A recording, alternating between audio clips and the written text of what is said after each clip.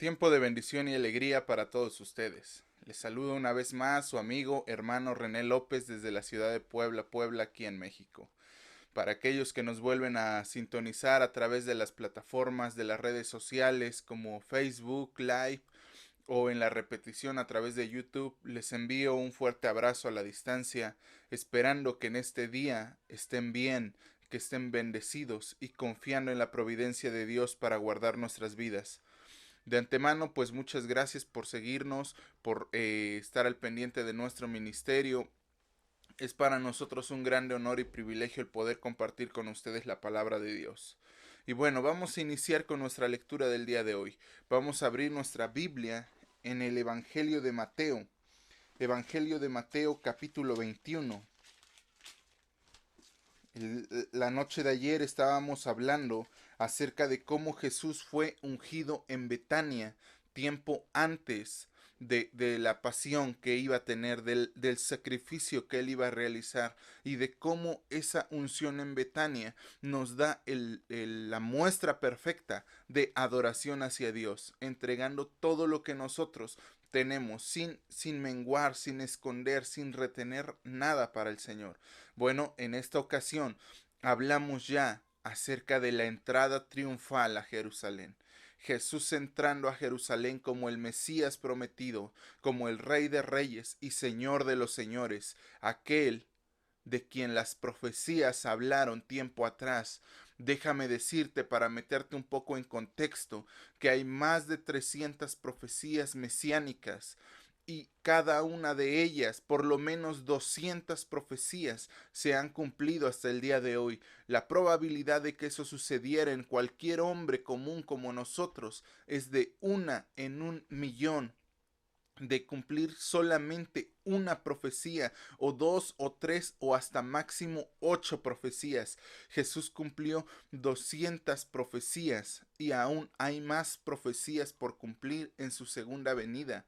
La probabilidad de cumplir 200 profecías para cada uno de nosotros equivaldría a por lo menos 1 entre 1.000 millones. Es algo que no es creíble, no es posible. Técnicamente, humanamente es imposible, porque aun cuando pudiésemos manipular el lugar de nacimiento, el lugar de vivienda y demás, hay profecías que escapan a nuestro entendimiento, a nuestro poder humano. Y en esta ocasión quiero que me acompañes a leer. Empezamos nuestra lectura. Hay otros pasajes que también hablan acerca de la entrada triunfal. Los podemos encontrar en los 3 evangelios restantes también. En Marcos capítulo 11 versículos 1 al 11. Lucas capítulo 19 versículos 28 al 40. Y Juan capítulo 12 versículos del 12 al 19. Mateo 21 dice de la siguiente manera: Cuando se acercaron a Jerusalén y vinieron a Betfagé, al monte de los olivos, Jesús envió a 2 discípulos diciendo: Id a la aldea que está enfrente de vosotros, y luego hallaréis una asna atada y un pollino con ella. Desatadla y traédmelos. Y si alguien los dijere algo, decid: el Señor los necesita, y luego los enviará. Todo esto aconteció para que se cumpliese lo dicho por el profeta cuando dijo: Decida la hija de Sión, he aquí viene tu rey, viene a ti manso y sentado sobre un asna, sobre un pollino, hijo de animal de carga.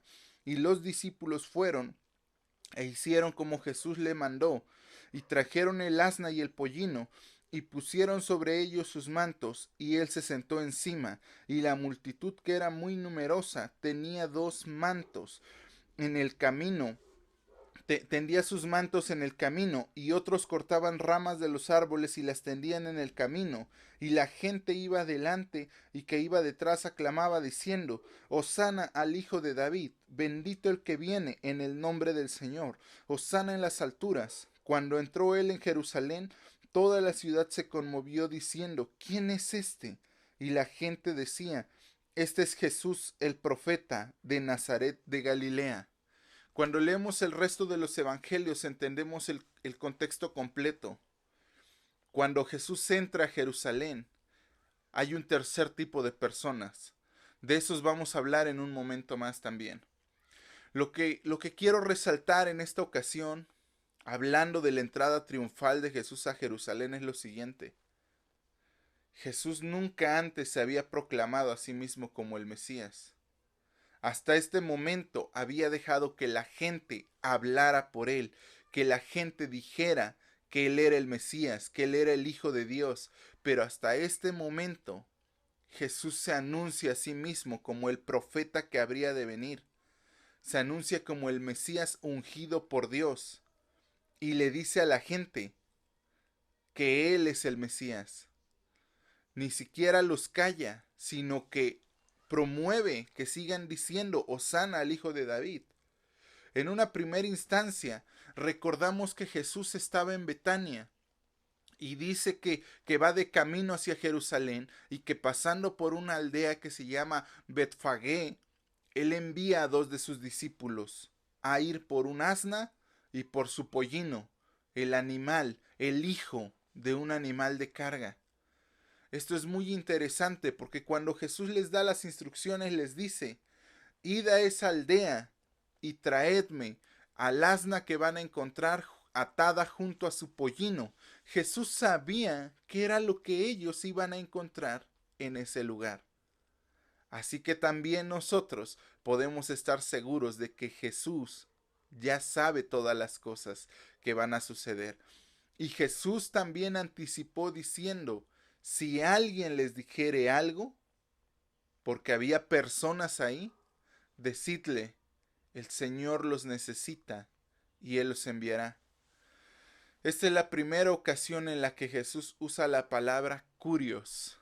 En el griego kurios significa Señor y en la Septuaginta ese título kurios equivale al hebreo Adonai, una expresión que únicamente se usa cuando se habla de Dios.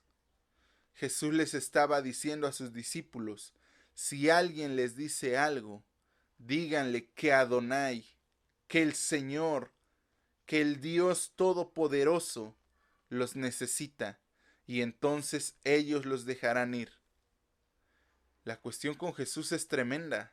Realmente estaba mostrando su autoridad, no solo como el Mesías, como el Hijo de Dios, sino como el Rey de toda la humanidad, como el Creador del universo. Y sabía que en los corazones de las personas que estaban ahí cuidando al asna y al pollino, esas palabras iban a resaltar y los iban a dejar ir.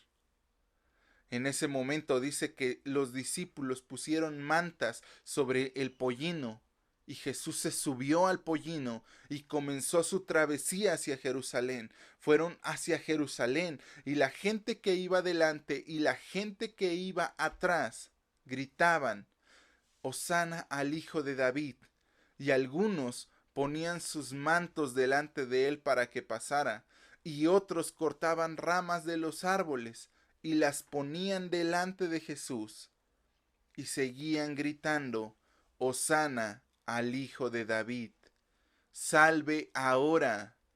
Hosana significa salve ahora. Sálvanos, Hijo de David. La gente de Jerusalén estaba reconociendo a Jesús como el Mesías que habría de venir. Ellos sabían que había algo especial en Jesús. No era cualquier persona, no era como el resto de los profetas. No era como aquellos que se habían levantado diciendo que eran alguien y no eran nada. Jesús realmente sí tenía un mensaje que darle a la humanidad. Y en esta ocasión, cuando leemos los otros evangelios, de entrada, el cumplimiento de la profecía, Zacarías capítulo 9. Zacarías capítulo 9, versículo 9 dice de la siguiente manera, Alégrate mucho, hija de Sión, da voces de júbilo, hija de Jerusalén. He aquí tu rey vendrá a ti, justo y salvador, humilde y cabalgando sobre un asno, sobre un pollino, hijo de asna. Jesús estaba cumpliendo la profecía y cualquiera podría decir, como se nos ha mostrado muchas veces en las películas, que él estaba manipulando la profecía. Jesús pudo haber tomado un asna y un pollino y subirse a ellos y entrar a Jerusalén, y nadie hubiese dicho nada. Todos lo hubiesen tomado como un loco, pero en ese momento vino la convicción de parte de Dios que les hizo reconocer a Jesús como el Rey de los judíos, como el Rey de los reyes y Señor de los señores. Así que todo Israel, cuando Jesús iba entrando a Jerusalén, lo reconoció como Rey sobre la nación, sobre Rey sobre la humanidad.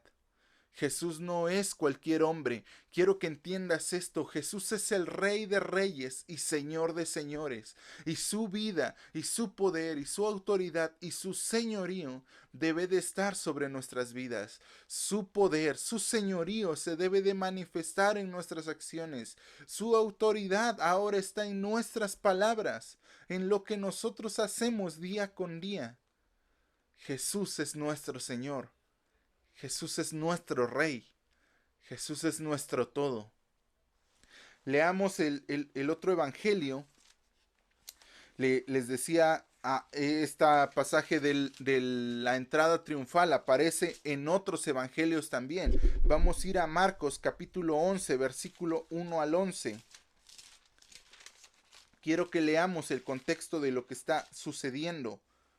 Marcos 11, 11. La entrada triunfal, todo el capítulo 11 está hablando de esta entrada, pero lo más importante ocurre a partir del versículo 10 y dice de la siguiente manera: bendito el reino de nuestro padre David que viene, hosana en las alturas. No solamente los que venían atrás y venían delante decían hosana, bendito el que viene en el nombre del Señor, cumpliendo el salmo. Salmo 118, versículo 26, dice de la siguiente manera: bendito el que viene en el nombre de Jehová, desde la casa de Jehová os bendecimos. Jehová es Dios y nos ha dado luz. Atad víctimas con cuerdas a los cuernos del altar. Mi Dios eres tú, y te alabaré. Dios mío, te exaltaré. Alabad a Jehová porque Él es bueno, porque para siempre es su misericordia. Israel no solo estaba reconociendo a Jesús como su Señor, no solamente lo estaba reconociendo como el Rey de Israel, sino que lo estaba reconociendo como Dios mismo. El Señor acaba de entrar. Ahora nosotros lo podemos cantar, lo podemos danzar, gritar, aplaudir, bailar, lo que sea. En ese tiempo ellos no entendían lo que estaba sucediendo. No entendían ese fenómeno tan grande que cada día nos va acercando más a la cruz. Jesús se ha mostrado como el Rey de Reyes. En ese momento, quiero que entiendas esto. Jesús tenía tanto poder y tanta autoridad en términos humanos que pudo haber levantado a Israel a una rebelión, que pudo haberle dicho a la gente: yo soy el Rey de reyes y Señor de señores, y me he venido a coronar, y entraré a la ciudad, y derribaré a Herodes, y derribaré a Poncio Pilato, y derribaré al César, y yo voy a reinar, y voy a juntar a todas las tribus de Israel, y la gente lo hubiese seguido. Pero el punto era llegar a la cruz. Y para llegar a la cruz, en ese camino, Jesús no solamente tenía que decirle a la gente que Él era el Mesías, sino que diciéndole a la gente con todo poder y autoridad: yo soy el Señor, el Hijo del Dios viviente, y en esa misma autoridad que tengo, para poder reinar y gobernar, voy a entregar mi vida. No lo voy a hacer por el camino de la guerra, no lo voy a hacer por el camino en el cual David se equivocó. Y digo, cuando hablamos de equivocarse, es porque David no era el Mesías, era un ungido, claro que era un ungido. Y el término Mesías significa ungido, así que en un sentido práctico también era una especie de Mesías. Sin embargo, el punto de David y a lo que Dios le dice cuando David quiere edificar casa para el Señor y está en ese discurso con el profeta Natán de: mira, tengo este plan, voy a hacer un templo porque hasta ahorita no hemos adorado a Dios. Dios le dice: no, David, no puedes hacer eso. porque has derramado mucha sangre. Pero vendrá uno de tus hijos, que reinará en paz, y él edificará mi casa. Yo le seré a él por padre, y él me será a mí por hijo. La cuestión es que aquí no solo le está profetizando a Salomón, la cuestión es que aquí Dios está profetizándole a David sobre Jesús. Vendrá uno que no se parará a reinar por la fuerza, que no será como tú, que tuviste que conquistar a las naciones, que no será como Salomón, que va a oprimir a los pobres todavía más y que va a recaudar todavía más fondos para sus propios bienes, sino que será pacífico, que vendrá en una condición de rey, al mismo tiempo que vive como un siervo sufriente, al mismo tiempo que vive como el Hijo del Hombre y al mismo tiempo que es Dios mismo. Y no ocupará nada de eso, sino que jamás derramará una sola gota de sangre, y Él edificará mi templo. Ahora nosotros somos hechos ese templo de Dios. Por eso es que no necesitamos un lugar físico para congregarnos. Cada uno de nosotros tiene ese poder y esa autoridad de llegar a la presencia de Dios. Y de que en esa presencia de Dios, cada uno de nosotros se pueda rendir a sus pies.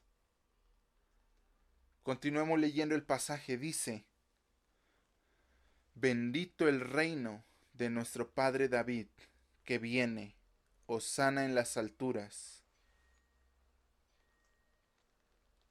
La gente estaba reconociendo a Jesús como el Hijo de David, como su Mesías y como su Dios. Y dice: y entró Jesús en Jerusalén y en el templo, y habiendo mirado alrededor todas las cosas, como ya anochecía, se fue a Betania con los 12. Entró a Jerusalén y regresó a Betania nuevamente. La gente esperaba que él hiciera algo, y claro que lo hizo. Esto sucedió al mediodía más o menos. El día de mañana veremos otro evento importante: a Jesús purificando el templo, a Jesús sacando todo lo que estorbaba de nuestra vida, todo aquello que impedía que tuviéramos una conexión con Dios. Veremos a Jesús trabajando, pero por este momento Jesús se encuentra en Jerusalén, entrando a la ciudad, coronándose como el Rey de Reyes. Lucas capítulo 19, versículo 28. Dice de la siguiente manera: entrada triunfal. Vamos al versículo número 36. Dice: y a su paso tendían sus mantos por el camino. Cuando llegaban ya cerca de la bajada del monte de los olivos, toda la multitud de discípulos, gozándose, comenzó a alabar a Dios a grandes voces por todas las maravillas que habían visto, diciendo: bendito el Rey que viene en el nombre del Señor, paz en el cielo y gloria en las alturas. Entonces algunos de los fariseos de entre la multitud le dijeron: Maestro, reprende a tus discípulos. Él respondió: os digo que si estos callaran, las piedras hablarían. Y cuando llegó a la ciudad, al verla, lloró sobre ella diciendo: oh, si también tú conocieses, a lo menos en este día, lo que es para tu paz.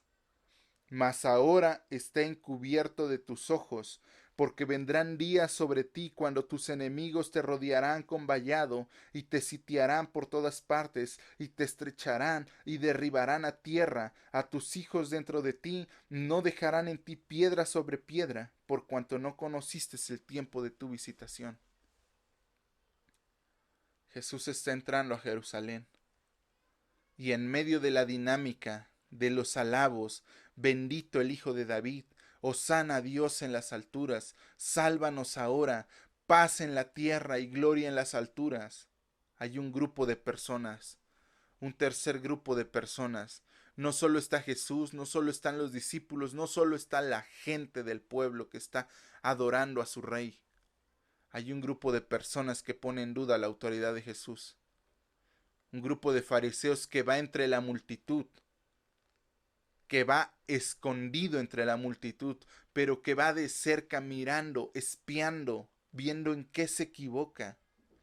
Y le dicen a Jesús: Señor, reprende a tus discípulos, porque lo que ellos decían era una blasfemia. Ningún hombre podía atribuirse ser hijo de David. Ningún hombre podía atribuirse ser el rey de la creación. Ningún hombre podía decir: yo soy el hijo de Dios. Yo soy Dios encarnado, Dios hecho carne. Pero Jesús lo estaba diciendo. Es la primera vez en toda la escritura que Jesús dice que Él es el Señor. Pero no cualquier Señor, sino que Él es el Señor. Él es el Kurios, el Adonai, el creador del universo. Él es Dios mismo entrando a la ciudad en forma de hombre. Por eso los fariseos le dicen: cállalos. Jesús voltea a mirarlos y les dice: de cierto les digo que si estos callaran, las piedras hablarían. Las piedras empezarían a danzar, y no solo las piedras, yo creo que hasta los ángeles hubiesen venido a alabar y a tocar trompetas como lo habían hecho en ocasiones pasadas para servir a Jesús. Y más adelante dice que Jesús, entrando a la ciudad, empieza a llorar. Oh Jerusalén, la santa ciudad de Dios, si tú supieras lo que este día representa para ti, que tu Mesías ha llegado, te alegrarías por lo que vas a recibir. Pero aún no es tiempo.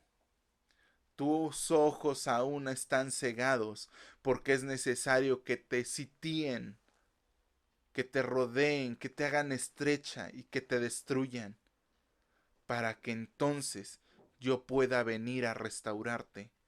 Porque Jerusalén estaba en una posición que, aunque estaba dominada por los romanos, ellos tenían su propia forma de gobierno, tenían privilegios. Lo único que no le gustaba a ellos era pagar impuestos, y que cuando no pagaban los mataban, que los vendían como esclavos. Pero fuera de ello, Jerusalén tenía privilegios, tenía su propio orden religioso, tenía su propia forma de gobierno, tenían a su propio rey Herodes, que había mandado edificar el templo.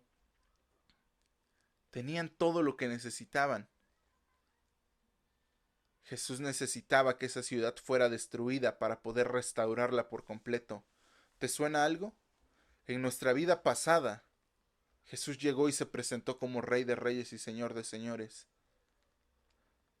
Y hubo algunos de nosotros que al verlo clamamos: Hosana al Hijo de David. Bendito seas tú, el Mesías que habría de venir, tú, mi Rey, mi Salvador, mi todo, mi Dios, mi Todopoderoso, la razón de mi vida. Claro que hubo algunos que hicimos eso, pero también hubo algunos que cuando lo vimos dijimos: callad, ¿por qué? Estoy bien, tengo trabajo, tengo salud, soy buena persona, no necesito de nada. Y Jesús, volteando a mirarnos, dijo: está bien, esperaré. Esperaré a que estés tan mal que solamente puedas voltear a mirarme a mí. En esa necesidad, en esa enfermedad, en esa tribulación, cuando volteamos a mirar a Dios y le decimos: Señor, perdóname. Era necesario que eso ocurriera. Era necesario que Jerusalén fuera destruida. Así que nosotros vamos al último pasaje, Juan capítulo 12, versículo 12. Juan capítulo 12, versículo 12 dice de la siguiente manera: entrada triunfal a Jerusalén. Y vamos a ver del versículo 16 en adelante. Estas cosas no las entendieron sus discípulos al principio, pero cuando Jesús fue glorificado, entonces se acordaron de que estas cosas estaban escritas acerca de él y de cómo las habían hecho, y daba testimonio a la gente que estaba con él cuando llamó a Lázaro del sepulcro y le resucitó de los muertos, por lo cual también había venido la gente a recibirle, porque había oído que de él había hecho esta señal. Pero los fariseos dijeron entre sí: ya veis que no conseguís nada, mirad, el mundo se va tras él. Jesús ha llorado sobre Jerusalén, esa ciudad que mataba a sus profetas, que asesinaba a aquellos que traían el mensaje del Señor. Jerusalén estaba perdida, pero en medio de su perdición no se daba cuenta de que estaba perdida, porque a su parecer tenía todo lo que necesitaba. Actuaban de la misma manera en que los hijos de Israel actuaron cuando salieron de Egipto. Era mejor estar en Egipto. Sí, había esclavitud, estábamos bajo el yugo de los egipcios, pero teníamos comida, desayuno, cena, teníamos tumbas, teníamos hogares donde llegar a dormir, a ver a nuestras esposas y nuestros hijos.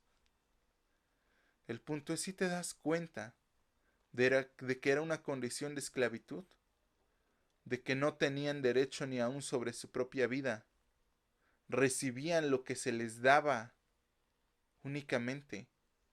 Así estaba Jerusalén en este momento, diciendo, no estamos tan mal, no necesitamos a un Mesías, no necesitamos a Jesús.